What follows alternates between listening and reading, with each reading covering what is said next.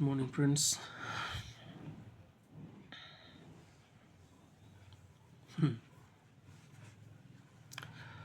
Hmm, today, today I was going through a book on Nisargadatta Maharaj, and the experience of nothingness. You can see the book. The experience. This one is coming. Anyway, the name of the book is Experience of Nothingness, edited by Robert Powell.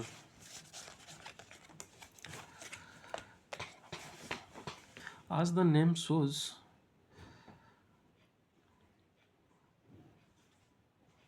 it invariably explains the very difficult thing. As Nisargadatta Maharaj is famous for his, precise statement.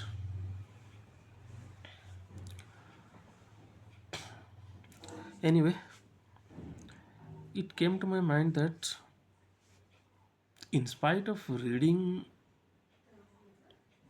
such big volumes, knowing literally the entire Hindu culture, Sanatan culture,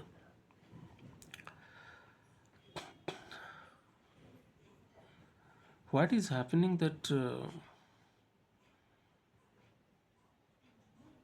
we still cannot claim that we have understood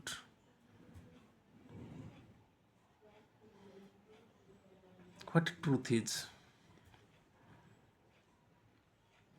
We can claim of. Why? Why we cannot claim of that we understand the truth?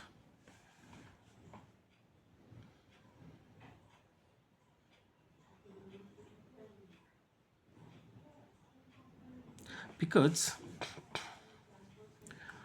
we never put into practice what we have been taught or what we have been reading or what we have been teaching all the while. It is just like Hathi ke dant, the teeth of an elephant. The elephant uses its teeth to chew,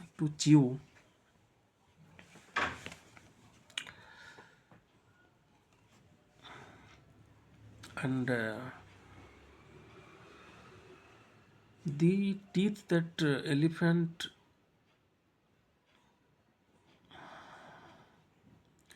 shows to other, the long tooth, white tooth, is different from the teeth that it uses to chew its food. So the case is not very different for us. We used to show ourselves so pious, so abiding by the rules, the spiritual rules, brahmacharya, or the other habits, practicing regularly yoga. But what is why? What is the basic thing that lack in all of us?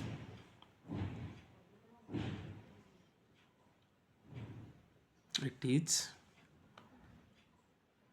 we are reluctant to put. We are reluctant to use those gained knowledge is the appropriate, is not the appropriate term, to informations. We are reluctant to use the information to use in our daily life, and there we miss the point. If we could use those information into our daily life, and in return you would get the experience.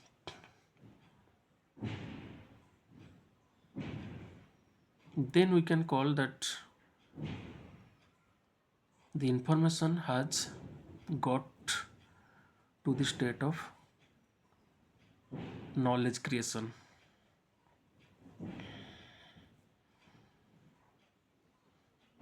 And once knowledge is created, it needs little more time to stabilize itself. We should also give that time to us.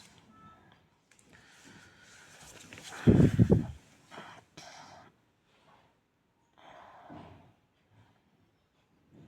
point is,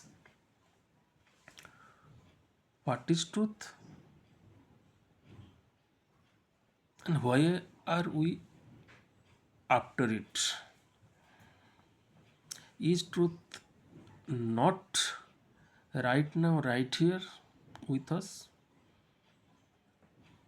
So that we'll follow it, we'll read it through books, we will try to find it.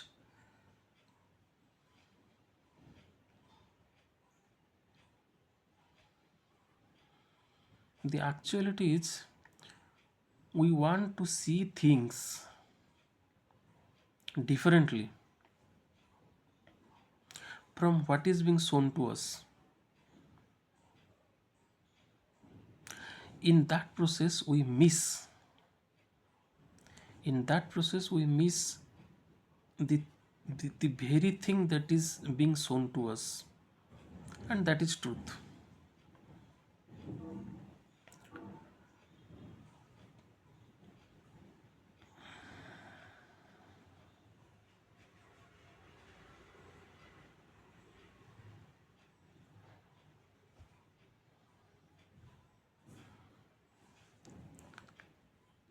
In the proverb, it says that कस्तूरी कुंडल माँ बसी मृग ढूंढे बन माही. ऐसे घट घट राम बसी है दुनिया देखे नाही. We miss the point because we want something different. We think that there is something different. We think, hence, that thing is lost.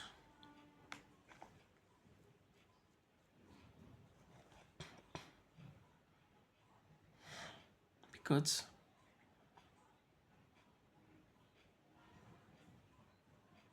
everything is just energy, you know it. Even your thought is also a form of energy. You think that you are having a body, you think that you are talking, you think that you are acting or doing something.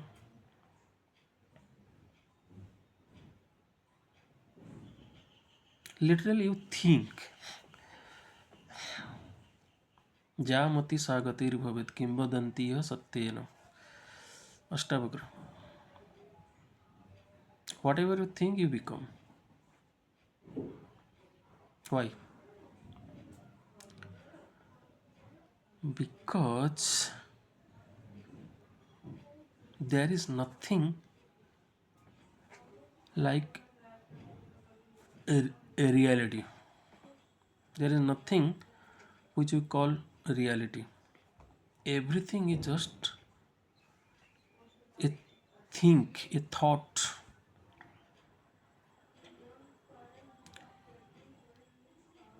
You think you are something, hence you become something. It's like it's like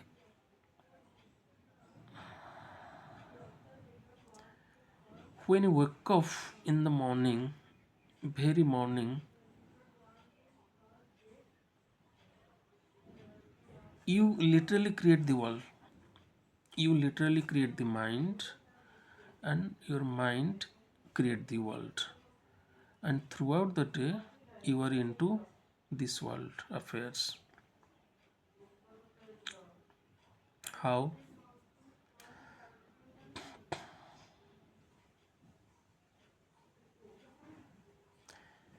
Because thoughts are like powerful chains.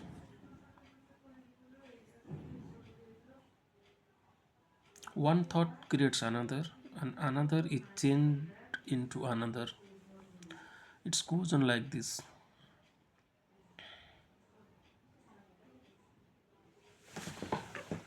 And the base of thoughts is in your subconscious mind. From subconscious mind, thoughts emerges. For that reason, Patanjali used to say, Yogasya Chitta Vritti Nirodha. In other texts, in Kriya Yogas, Chala Chittang Chalavatang Nischala Nischala Tattvam. That means when you breathe in,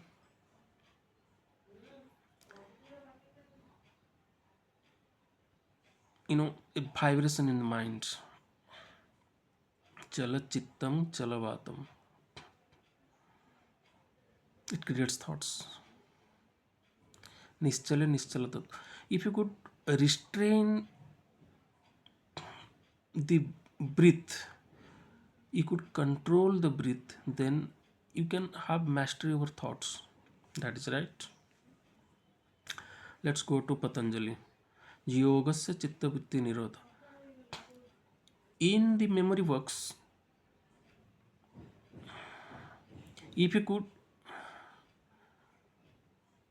put a lock on that, then thoughts wouldn't be coming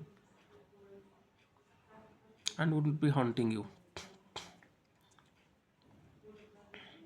So, how could thought be controlled from happening itself? You know, Buddha would say that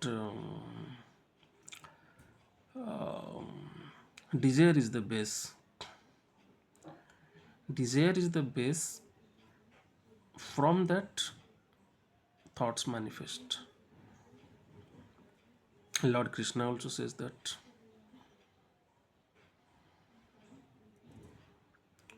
So, a whole lot of techniques, that is how to control the mind.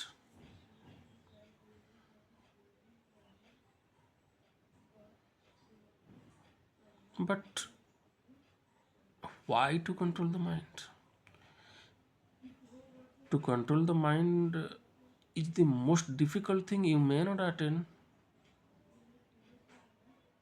in 100 lifetimes, because you are trying to control. You are trying to control over certain things which you will not be able to.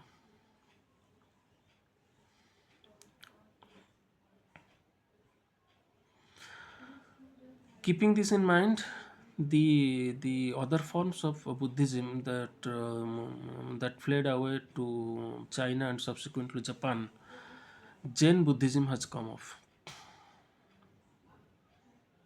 It simply says Zazen, sitting meditation.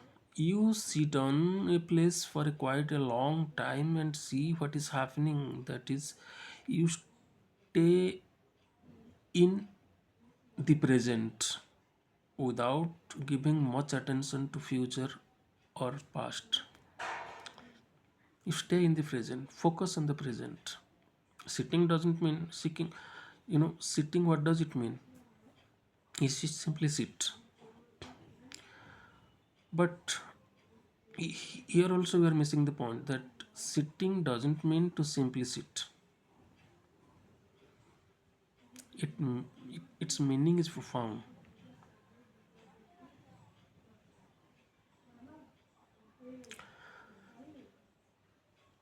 Lord Krishna time and again wanted to, point to one thing, that निर्दोष ही समं ब्रह्म तस्मात् इति ब्रह्मणि स्थित. equality, equanimity.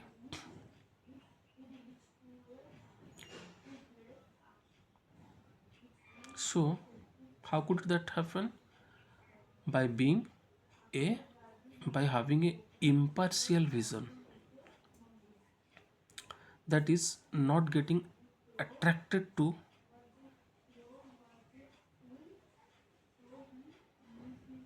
things which pleases us or things which displeases us. You have to go beyond. Once you go beyond, desire will cease. Once desire is cease, no more thoughts. Then wisdom will dawn on you. Then it needs little more time to settle in you.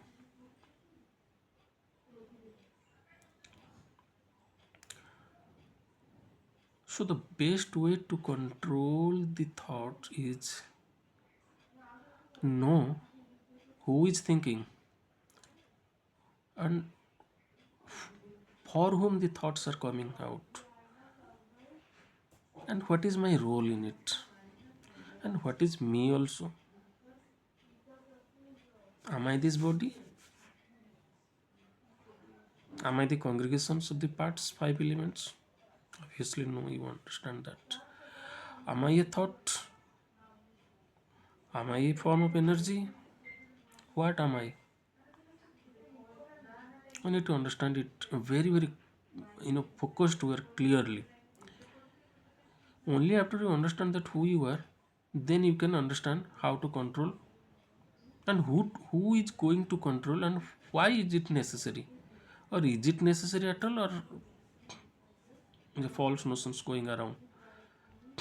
Now it is a trend that people leaving jobs and going after spirituality. They think that going after spirituality they will have greater gain, like the happiness will be multiple, you know but things are not like that. Spirituality doesn't claim that it will give you pleasure.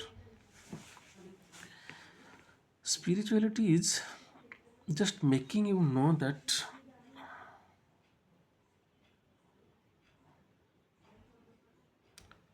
pleasure and pain are the state of mind, and you are beyond mind. You are not the mind.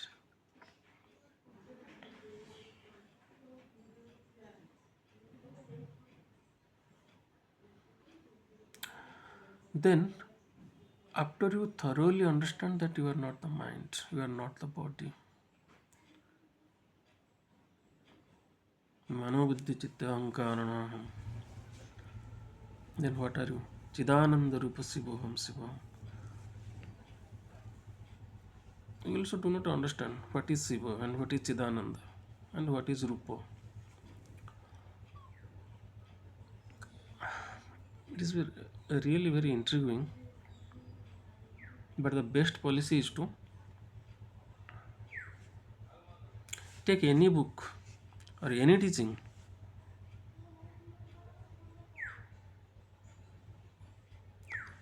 put it into practice. Any teaching will do. Any teaching will do. Because all way leads to Him. Why? Because He is in all, He is in the ways, He is the means, He is the main end, He is the start. And literally, you are nothing but He. This is to be understood theoretically and practiced to get inculcate them into your very genes, so that even you are unconscious, you will start behaving that way, that pattern. That is required. You cannot always suppress the mind or train the mind to work in a certain way, but you should inculcate in the mind that What is truth? The best way to inculcate is to practice by your own self. You start with one thing, that is speak truth, irrespective of what consequence it is going to bring to you. You just practice truth. You just practice truth in everything, in your talks, in your speak, in your mind, while you are going to the job, while you are doing the business. Even if when you see the a beautiful scenery, the nature, you see the truth. How to see the truth? By being unbiased, by being impartial, the view of witness. You know, if this could be done, you know, if this could be done,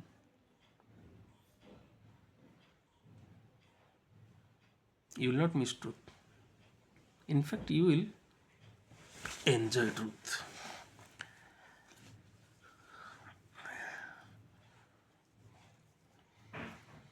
Thank you. Bye bye.